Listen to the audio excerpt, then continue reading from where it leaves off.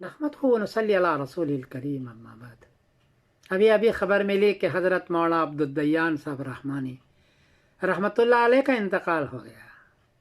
انا للہ و انا الیہ راجعون۔ مجھے بہت افسوس آیا۔ یہ میرے شاگرد تھے۔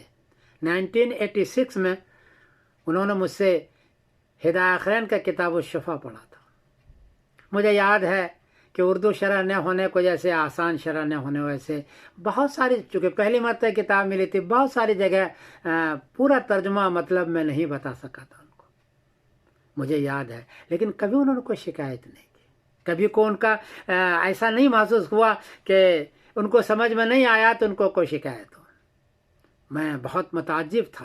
پھر جب میں نے کتاب الشفا ہدایہ آخرین کی شرح لکھی تو جگہ جگہ مجھے محسوس ہوا کہ یہاں بھی نہیں پڑھا ہے، یہاں بھی نہیں پڑھا ہے۔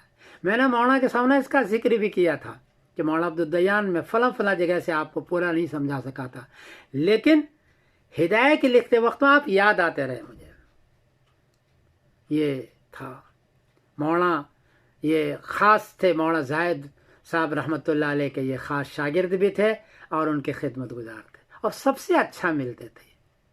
جامعہ رحمانی میں بہت سارے ناظم تعلیمات ہوئے، لیکن ان جیسا مخلص اور منتظم شاید نہ ہو۔ میرا ایک تجربہ ہے، شاید نہ ہو، ضمانت تک یہ رہے، اور مجھ سے بڑا رابطہ رہا بعد تک بھی۔ میرا خیال تھا کہ میں جب ہندوستان جاؤں گا ان سے ملوں گا، میری پرانی یادگار ہے، ایک ہی یادگار خانقاہ رحمانی میں یہ رہ گئی تھی، تو شاگرد کے طور پر، اچھے وہ استاذ کے طور پر۔ لیکن کیا معلوم تھا کہ دنیا سے چلے جائیں گے اور میرا ساتھ چھوڑ جائے گا۔ آج میں غمگین ہوں۔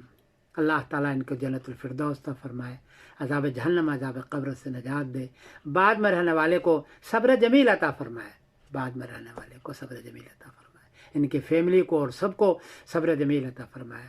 میں سمیر الدین قاسمی بول رہا ہوں مانچسٹر انگلینڈ سے، اور میں سب کی تعزیت کر رہا ہوں۔ السلام علیکم ورحمۃ اللہ وبرکاتہ۔